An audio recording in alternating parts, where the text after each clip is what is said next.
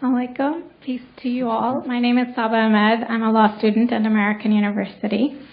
I am here to ask you a simple question. I know that we portray Islam and all Muslims as bad, but there's 1.8 billion Muslim followers of Islam.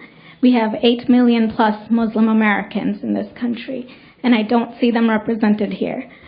But my question is, how can we fight an ideological war with weapons? How can we ever end this war? The jihadist ideology that you talk about, it's an ideology. How can you ever win this thing if you don't address it ideologically? Great question. I am so glad you're here, and I am so glad you brought that up because it gives us an opportunity to answer.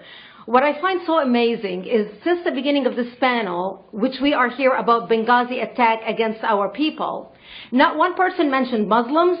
We are here against Islam, or we're launching war against Muslims. We are here to discuss how 4 Americans died and what our government is doing. We were not here to bash Muslims. You were the one who brought up the issue about most Muslims, not us. And since you brought it up, allow me to elaborate with my answer.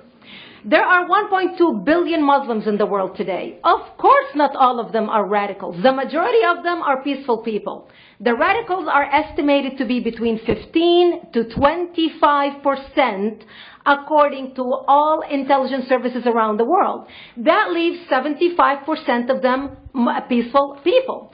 But when you look at 15 to 25% of the world Muslim population, you're looking at 180 million to 300 million people dedicated to the destruction of Western civilization. That is as big as the United States. So why should we worry about the radicals, 15 to 25%? Because it is the radicals that kill. Because it is the radicals that behead and massacre. When you look throughout history, when you look at all the lessons of history, most Germans were peaceful. Yet the Nazis drove the agenda. And as a result, 60 million people died. Almost 14 million in concentration camps. 6 million were Jews. The peaceful majority were irrelevant. When you look at Russia, most Russians were peaceful as well. Yet the Russians were able to kill 20 million people. The peaceful majority were irrelevant. When you look at China, for example, most Chinese were peaceful as well. Yet the Chinese were able to kill 70 million people. The peaceful majority were irrelevant. When you look at Japan prior to World War II, most Japanese were peaceful as well. Yet Japan was able to butcher its way across Southeast Asia, killing 12 million people, mostly killed with bayonets and shovels. The peaceful majority were irrelevant. On September 11th in the United States, we had 2.3 million Arab Muslims living in the United States. It took 19 hijackers, 19 radicals to bring America down to its knees, destroy the World Trade Center, attack the Pentagon, and kill almost 3,000 Americans that day. The peaceful majority were irrelevant.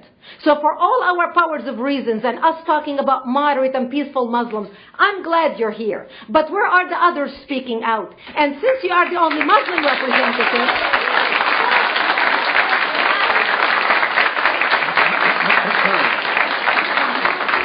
applause till the end.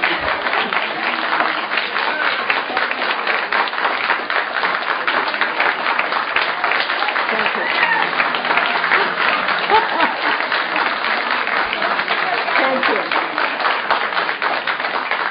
And since you're the only Muslim representative in here, you took the limelight instead of speaking about why our government, and I assume, are you an American? You're an American citizen. So as an American citizen, you sat in this room and instead of standing up and saying a question or asking something about our 4 Americans that died and what our government is doing to correct the problem, you stood there to make a point about peaceful, moderate Muslims. I wish you brought 10 with you to question about how we can hold our government responsible. It is time we take political correctness and throw it in the garbage where it belongs and stop calling it fair.